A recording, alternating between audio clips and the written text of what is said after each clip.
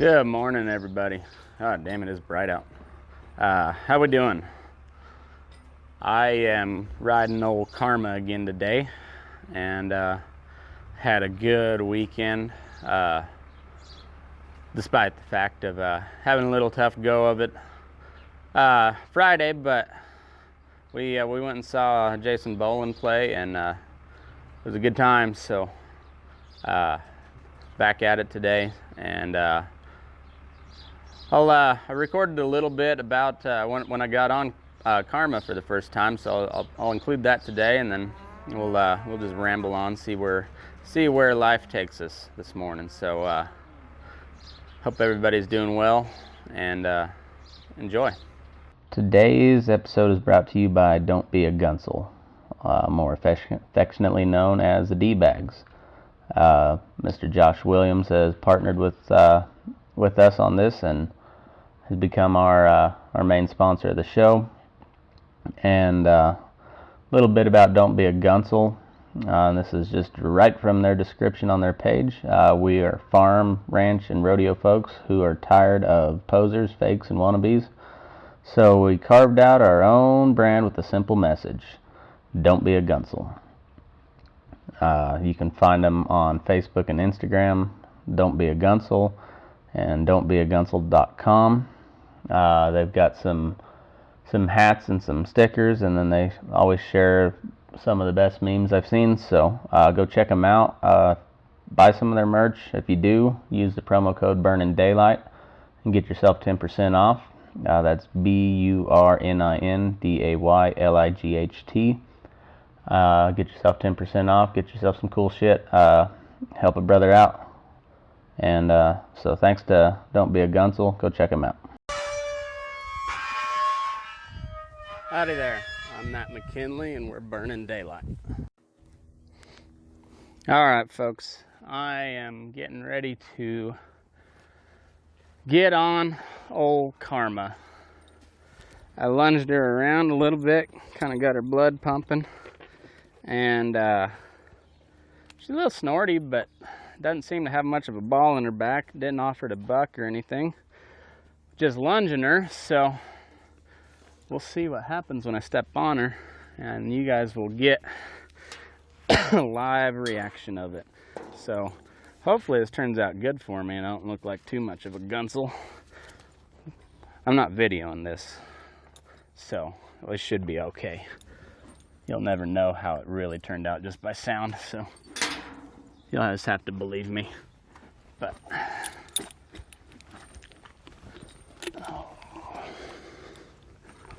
alright, well, she took the bit okay. She put her head in the air a little bit, which she's too tall for that shit. But she don't know me from anyone yet. And so right now I'm just adjusting my bit. You want the bit up in their mouth, but you don't want it too tight. So I always like to I slide my hand underneath that headstall, and if I can pull it about an inch away from their cheek before it before it comes tight, that's about where I want mine set. And there depends on the horse too. Some you can put the bit a little lower in their mouth and they'll be all right, and there's some you got to really crank it up in there so they don't run off. They don't grab the bit and run off. So, but I like to. That's kind of my starting spot on everything is just pull it away from the cheek about an inch until it comes tight, and that's about where I want it. So, all right, I've got a good hold of her head, and I'm gonna swing up. She's a little goosey. Ooh. You're all right. I don't know if she's gonna fire, but she's not wanting to stand real still.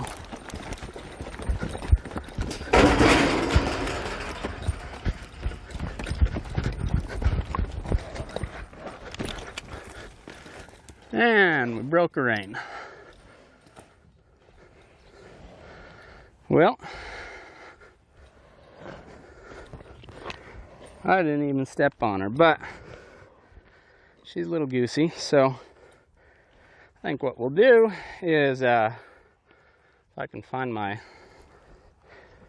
piece of leather to fix my rein. There she is. Hopefully that's enough. Anyway, what I'm going to do is I'm going to lunge her around a little bit more. And see how we get along from there. But she's kind of antsy. I don't think she's been rode in a while. And she didn't really act like she wanted to buck, but she was not real happy about the thought of me swinging up on her either. So away we go. Try number 2. See how it goes. I've got just enough of this piece of leather from my water loop to go ahead and fix my rein. So that's good. She pulled back pretty hard. And so when I do that, I always loop my rein around my saddle horn, so it kind of sucks their head back to their shoulder, so they can't really run off on you. And they can a little bit still, but you got somewhat of control. This mare weighs every bit of 1,200 pounds, if not more. And right now I've lost quite a little bit of weight. I'm sitting right about 180. So, I'm not gonna get her stopped by sheer force, but if I can use what I've got going for me, that being leverage, I can keep her head cranked to the side, and that way she can't run completely off. But I'm gonna step up one more time. She's pretty goosey. Oh.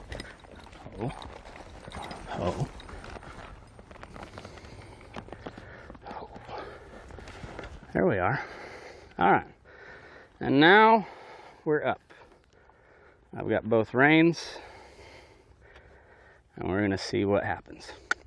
Got a little bit of a ball on her back, but more than anything, she's kind of nervous. She doesn't.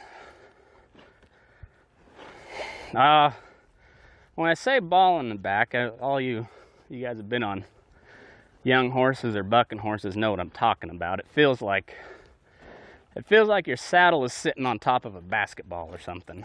They just kind of hump their back up. That's what I mean when I say, they got a ball in their back. And she doesn't have that. She's on edge. She's real kind of quivery, but she don't have that hump in her back, and that's a good thing. This is a big old bitch, and I just found out she's fairly athletic, so she could probably get some power going if she did decide to buck. But she's responding. Her back's nice. And go around to the left, and she's kind of chomping at the bit, but she's fresh, and that's all right. That's kind of normal, and I think we'll get along okay. She don't trust me, and I don't trust her yet, but this is our first encounter, so it's a delicate dance that we play. And especially when you got a big old horse like this, you wanna. I'm not gonna be able to muscle her around like I could Maggie or Lori. They're quite a little bit smaller. Lori's kind of growing up a little bit. She really kind of packed on some pounds and actually grew a little bit. Surprisingly, that's a little late for 5 years old. It's a little late for a horse to still be growing, but they do sometimes. And she got a little bit taller and bigger, which is good. She's still not real big, but she's a little bigger than she was. All right, we're at a trot now, and kind of got a little bit of a ball in her back, but I am not touching her with my feet at all just yet. She's too sensitive for that at the moment. She's too fresh, so when I need to, I will use it. I always wear my spurs, just even on first ride. I just get everything thrown at them all at once, and if they take it, they take it. If they don't, they will at some point. So that's kind of my method. And so I'm gonna trot her around a little bit and then see if she'll open a gate. Travel's pretty nice, you know. She's a little choppy, but she's fresh. And she's a kind of a typical Great Basin type ranch horse. You know, back home, most everybody rides a little shorter horse. Not everybody, but you see a lot more shorter horses back there, more kind of cowbred. And you do get some big ranch lines in there, but a lot of it's more cowbred lines. And out here, they like their horses a little leggy, but that's because they're covering some big circles checking cattle in the desert. So they want a horse that's going to step on out, cover some ground, and have a nice, you know, travel out nice too. So something you can catch a long trot and sit it all day, and you know, not beat yourself to death. You don't want to feel like you're riding a jackhammer out there. So she's, like I said, she's a little bit choppy, but she's stepping out pretty good. Now if I kicked her out into a long trot and just went out across the desert, I think it'd be a really nice little trot.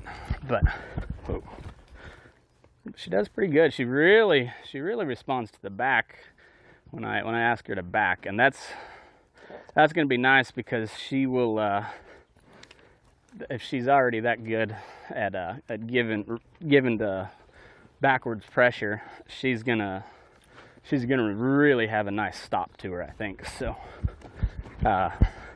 if she's given that good, then she's gonna sit down and have just a huge stop on her. So so far I've been fairly impressed with her. We're just trotting some circles here in this water pen, and then I'm gonna go check my cattle on her and see how we get along. Maybe even swing a rope by the end of the day. Who knows? It's if she had fought me a little bit more, I would probably just call it good. But she didn't really fight me, so I'm gonna have her. Oh, well, we got a side pass, maybe, almost. There we go. Hey, we got a side pass to the right. Can we get a side pass to the left? Working on it. There we go. Working on it. Okay. There we go. Hey, we got a side pass to the left. Whew. Okay, well, you're a little bigger, little farther along than I was anticipating. Now let's see if he'll open a gate. Okay, so what I'm going to do on this one is I'm going to bring it to me. Whoa, she's not a big fan of me reaching out there, but it's all right. She'll get over it. Oh, oh.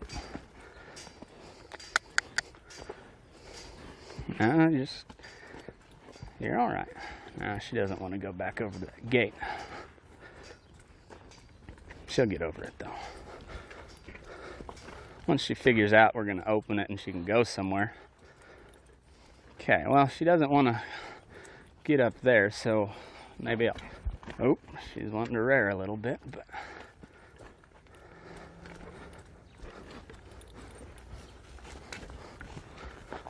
well,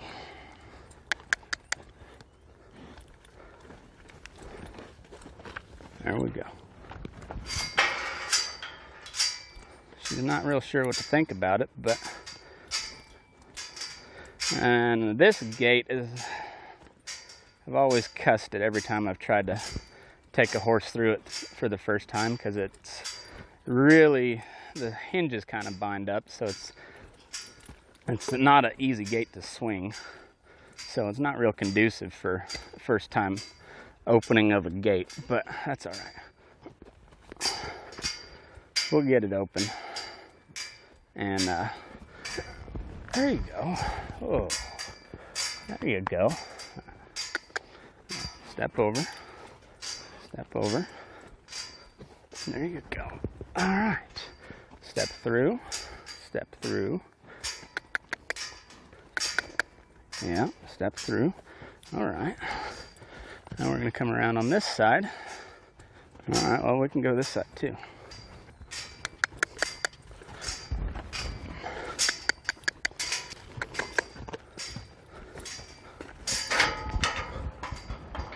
Hey, there we go, folks. And we just opened our first gate. So, like I said, if she hadn't been taking it so well, I'd probably just call that good for the day and end on a high note, but hell, she's doing really nice. So I think I'll ride one alley on her, see where we're at. And if she takes that well, then we'll ride another alley. And until she gets to where she's hot and, you know, not wanting to do anything, and then that's when you want to use whatever she's fighting you on. You just want to focus on that one thing and one thing only. And as soon as she does it halfway, sort of, kind of right, call it good. End on a high note. That way you're both feeling good about the session when you yank wood on her. So there we go. Hey, look at that. Another gate opened. And now, well, actually, let's keep pushing that all the way around. Oh, side pass. There you go. There you go. Get up there. There you go. I've got to get up there close. No, other way. Bend on around. There we go. Keep bringing it. Oh.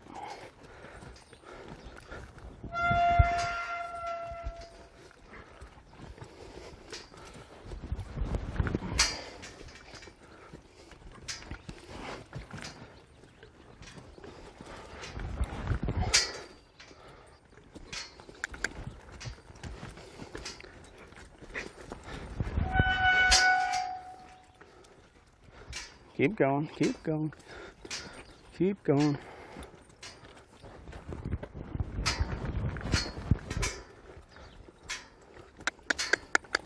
Keep going. There you go. That's it, sis. You did it. All right. Well, folks, there's karma for you. So, kind of a funny story from yesterday. We went to see Boland, like I said, and then we spent the night there in Reno at Harrah's, and then we went out to lunch, or kind of brunch yesterday, and then took the kids to Barnes and Noble. And did some exploring through there, and just had a really nice little day. And we were walking through Barnes and Noble, and we were in the kids' book section. We're letting them pick out some stuff and kind of run feral for a little bit.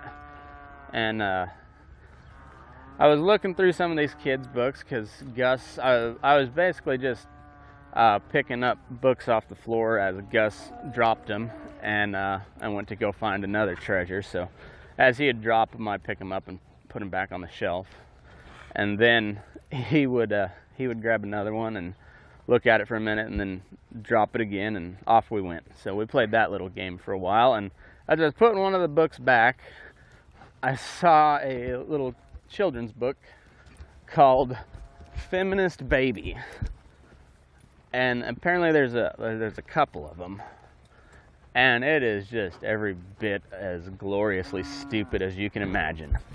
Feminist Baby, and it was all about how Feminist Baby is for equal rights for all and sharing everything. It was just the Communist Manifesto for babies, apparently. But it might be one of the most retarded things I've ever seen in my life, and I hate to bring much attention to it, but just for the sheer stupidity, it was worth mentioning. I mean, they did a good job with the illustrations and shit. They made it look like a really nice kids book.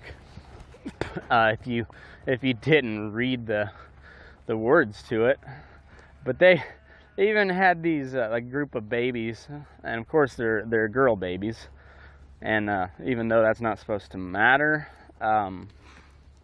it's funny these contradictions that you see with the left-wing folks. You know, there's supposedly like 72 different genders, and you can switch between them intermittently or for as long or as short as you want, and it doesn't really matter what you have biologically. You know, whether you have a vagina or you got a cock and balls, it doesn't really matter. It's how you feel inside. And I truly don't care what you feel inside. I don't care what you want to call yourself. And if it really distresses you out that much, I'll call you her if you think you are. But that doesn't mean I have to believe it. I'm pretty accommodating when it comes to like what you want to be called, and I think a lot of that stems from working with a bunch of Mexican fellas that, you know, I want to get along with them, so I want to say their name how they like to be called instead of just giving them a gringo nickname. So I don't know if I've ever personally met a transgendered person, but I would, if they're respectful and they treat me with respect, I'll treat them with respect, and I'll call them what they want to be called. I don't really care. But like I said, I don't have to believe it. And but that statement there would make me a transphobic bigot or something like that. And yeah, it's just weird, but it's really getting creepy with like the transgender and feminist, and just like the identity politics in general. I guess they're trying to hammer it home at younger and younger ages, and that's you got to be you kind of got to be aware of these like subtle little messages. And like this one's not real subtle, but I've noticed some stuff in the TV shows that my kids watch that they'll drop a little nugget in here and there where, and if you don't think much of it on its surface, and then you think about it again and you're like, well, I see what you're trying to do here, and I don't like it. So I try to filter some of the stuff that my kids watch nowadays, and they and luckily they don't come across most of that. They're kind of one-trick ponies when it comes to deciding what show they're gonna watch. For the last month or so, it's been Paw Patrol for my little boy, and since he's kind of spoiled, my father-in-law watches them during the day, and so he had 3 daughters, and up till when Gus was born, he'd had 3 granddaughters, and so he'd never really been around a boy, growing up. So he was thrilled when we had Gus, because he finally had a grandson, and he spoils the absolute dog shit out of him. But it's all well and good. So because of that, we have watched Paw Patrol ad nauseum for the last month or so, and but that's okay. I think Paw Patrol is actually it's a pretty, almost kind of libertarian-leaning show. I don't know. I'm sure it's not intended that way, but it's funny. It's funny how you can make things fit your own agenda when you try to. And so let me expound on that. The premise of the show is there's Ryder and these dogs that they save the day, and somebody will call them when they need help, and the Paw Patrol will be on the scene. So you got Ryder, the boy, who's in charge, and which I'm sure pisses off the feminists and the left wing, but whatever. So you got this boy named Ryder who's in charge, and you got, I don't even know how many pups there are anymore, but it started like I think there was 4. Yeah, it was Marshall, who drives a fire truck, Rubble, who drives like heavy equipment, 5 I guess, Zuma, who has like a hovercraft, kind of awesome, and Sky, who flies a plane and a helicopter, and then Chase, who's like a cop dog or something like that. And they always get called by the mayor, and who's just kind of a bumbling idiot of a woman, and she's always calling the Paw Patrol to come help her out. And then you've got the opposing mayor, who's always trying to sabotage them with his cats. And so if you look at it from my worldview, you think, well, these guys are pretty libertarian. And so it's nice subtle messaging, because you've got the two sides of government, the bumbling idiot and the sinister crony who's trying to fuck somebody over to get ahead. So and then you've got this Ryder who, I don't know where he gets his money. It never really says, but they've got this watchtower, and they've got all this cool equipment and gear, but they never really say how they got it. But they don't have them tied like to the town or any sort of department like that. They're just the Paw Patrol, and they're always coming to save the day. And so I take it that they're a private organization, and they're cleaning up government's fuck ups. So I'm sure that is not at all what the creators intended, but that's how I'm taking it. Damn it. So yeah. So they back to the Feminist Babies. They had, like, they even had some of the illustrations of the book where, like, there's this feminist baby and all of her pals that are they're at like a protest or something, and they're holding up signs that, like, one says milk with it spelled weird, or like the L was backwards or something like that, like a little baby wrote it. And but then you had like equal rights and or equality, and how, I can't remember exactly what it was, but it was some of your typical just left-wing talking point type shit. And I just have to shake my head still. I don't know how they come up with some of this shit, but it's kind of dangerous. So you gotta monitor what your kids are watching. Or they'll turn into just raging left-wingers before your eyes, and you won't even know it. So, not on my watch, Feminist Babies. Not on my fucking watch. So I forgot to do this the other day. I told him I would, and it just kind of slipped my mind, or maybe I did, and maybe I don't remember it. But anyhow, got a couple shout outs to give. Go check out my buddy Bobby Gray's podcast. It's called Chasing Strays. He started his shortly after I did, and he lives down in northern Oklahoma, working on his folks' place where they farm and kind of raise stockers. I think they got some cow-calf stuff going on too, but they run a lot of stockers on wheat pasture and whatever type of forage they got down there. And he kind of talks about it on his show, and it's pretty good. It may not be for everybody, but I like it, and I found it pretty interesting.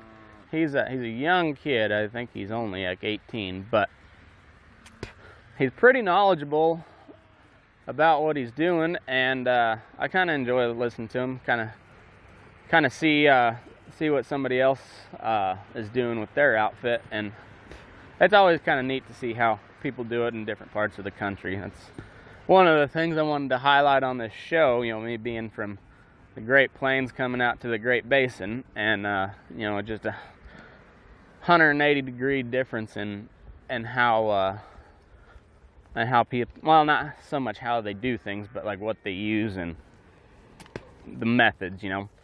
And it's kind of different. So, and I enjoy highlighting those differences. And Bobby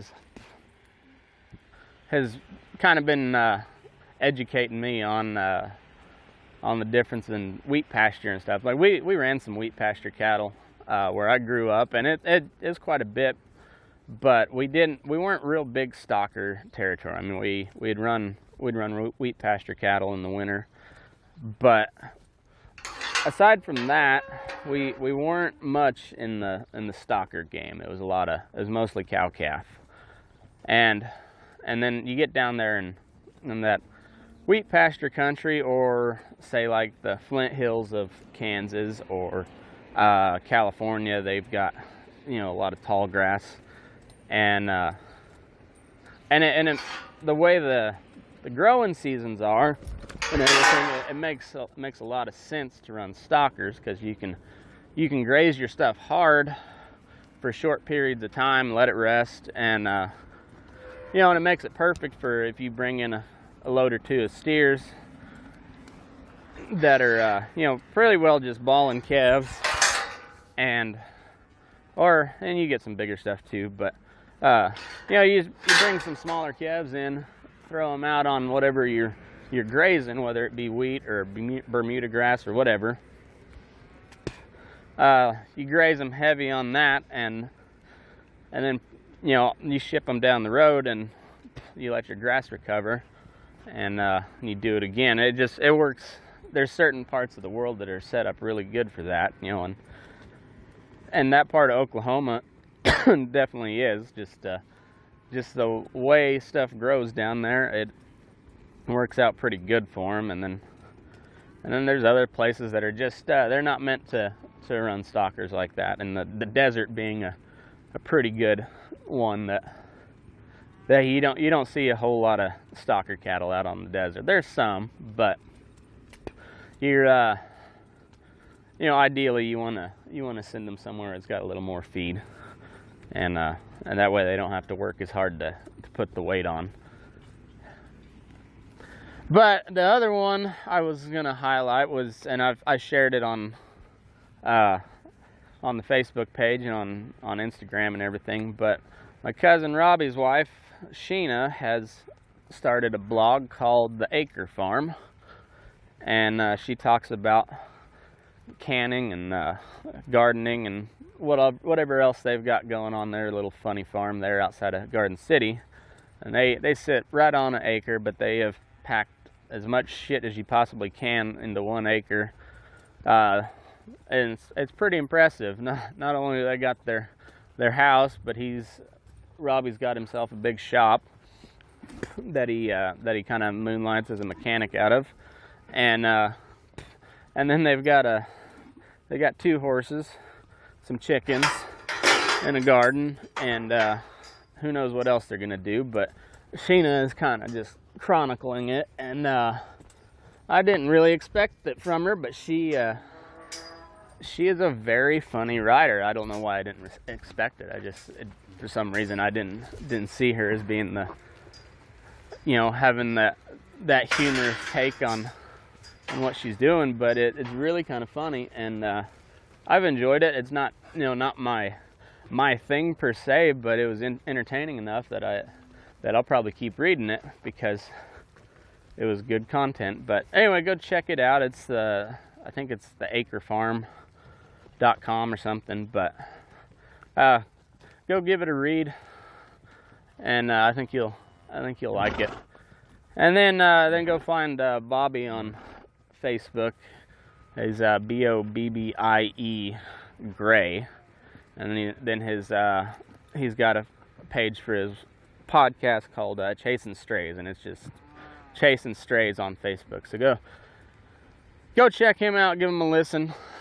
I think you'll like it. If you're into that type of deal, I think you'll find it pretty informative. I know I did. So you can always learn something new, and it just so happens that Bobby's pretty dang young, and I've learned quite a little bit from him on how they run their operation. So you never know where you can learn something new. But go check them out. Chasing Strays and the Acre Farm.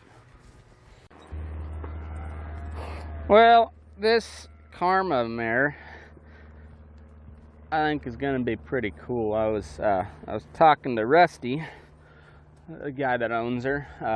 You may recall I mentioned him a couple episodes back. He is the gay fella that I did not. When I saw his pictures, I did not see that coming, and then I saw that he was in a relationship with another dude. So just out of curiosity's sake, I looked at the profile of his dude. Also did not see him as being gay. So it was kind of funny, and I told him about it, and I said, don't take this wrong. I just thought it was kind of interesting, because it's just one of those, I've known, quite a few gay guys over the years, and there's some that just kind of take you by surprise, and you're like, oh, yeah, I did not see that coming at all. And my cousin is that way. My cousin Brent, he does not come off as gay. I mean, he's just a kind of a normal dude. Doesn't come off that way at all. And Rusty was the same way. Now, cousin Robbie, on the other hand, I mean, he you can see that shit coming from a mile away, and he is not a power bottom. He is definitely what I think they call him a twink. I'll check with him and get back to you on that. But anyway, he's one you can see that coming from a mile away.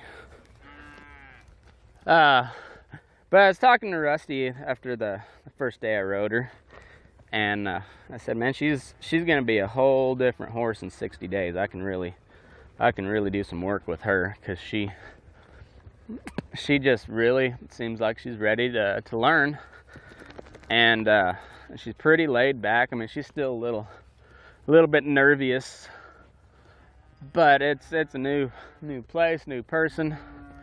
She kind of just got thrown right into the fire, which it's kind of good for them. It blows their mind right off the bat, and if they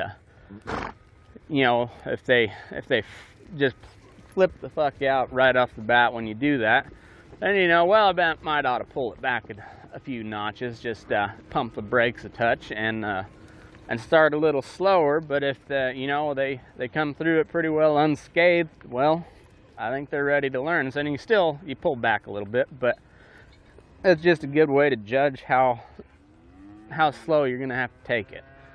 And with him paying me to put 60 days on her, I want to get as absolute much out of the 60 days that I have her as I can, so that he's impressed and wants to keep sending me stuff, or refer some of his friends or people that he knows that have horses that need rode. He'll go ahead and recommend me, and that's just good.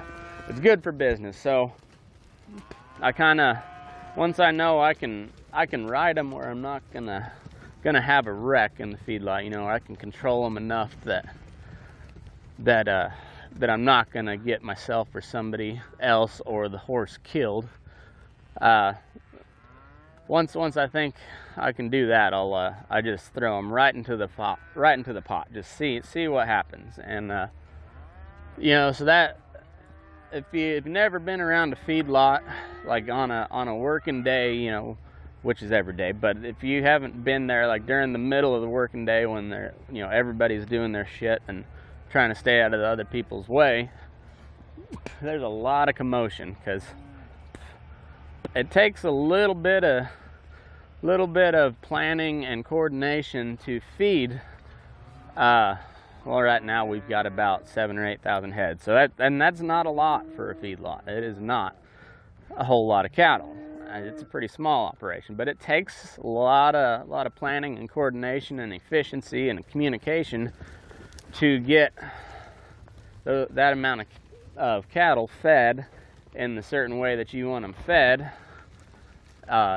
every day. I mean, it takes a lot of feed, and it takes a lot of planning and coordination. But when it's kind of just organized chaos during the middle of the day, because your feed truck drivers are trying to feed to a pretty precise schedule. Your optimum performance on feeding cattle, you get optimum performance when you feed plus or minus 15 minutes of the same time every single day. So the same cattle get fed at the same time, and cattle are creatures of habit. There is no doubt about that. I mean, they're 100% creatures of habit. And so when you're behind feeding them, if you're ahead of schedule feeding them, that's not a huge deal. But if you're behind schedule, they notice it. They really notice it. And so you try to hit that same window. It's a 30-minute window every single day. And when it happens, your cattle perform better, and more than anything, they're more comfortable. And if anybody knows, we live pretty comfortably here in the United States. So much so that the fattest people among us are usually the poorest among us.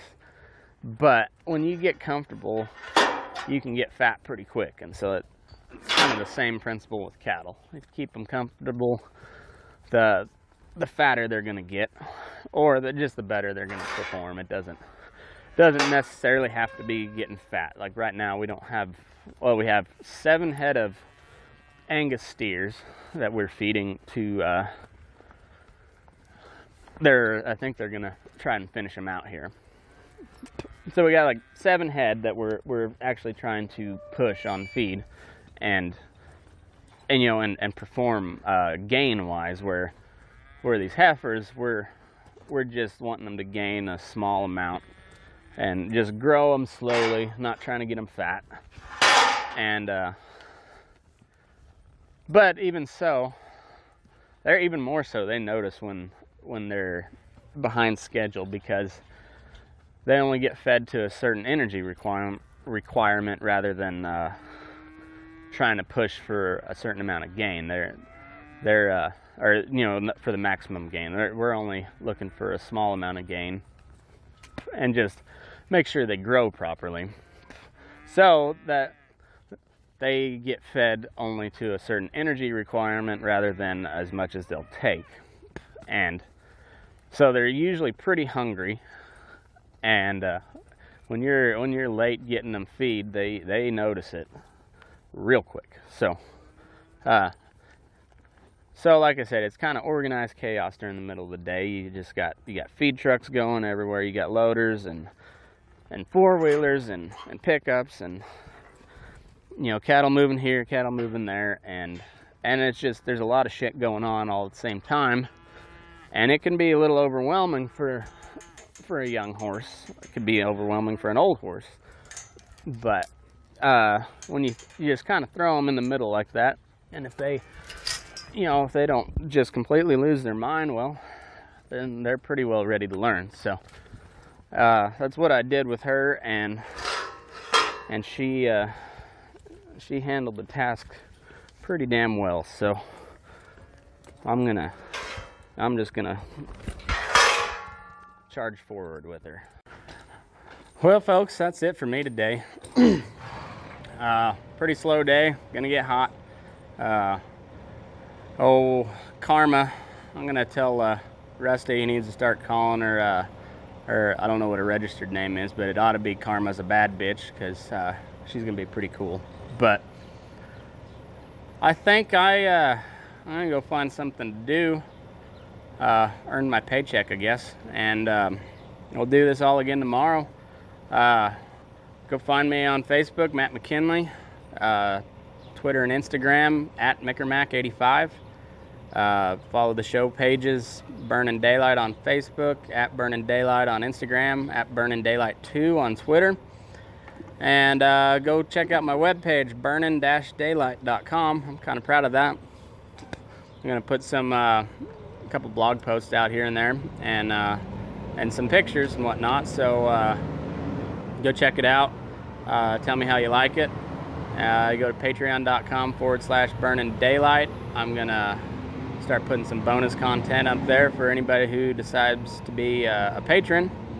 And then go enter my raffle. Get yourself a chance to win a rope from 310 Ranch Life, a pair of jeans from Branded Denim, a ball cap from Don't Be a Gunsel. Shout out to all those guys for kind of teaming up with me unofficially here, and but they've been helping promote it, and I sure appreciate it. And thanks again to Don't Be a Gunsel being our lead sponsor, and go check them out. Go buy a ball cap or something and use my promo code Burning Daylight and get yourself 10% off and get yourself some cool shit. So that being said, it's gonna get hot and I'm gonna try to get stuff done before it melts. So move your ass, we're burning daylight.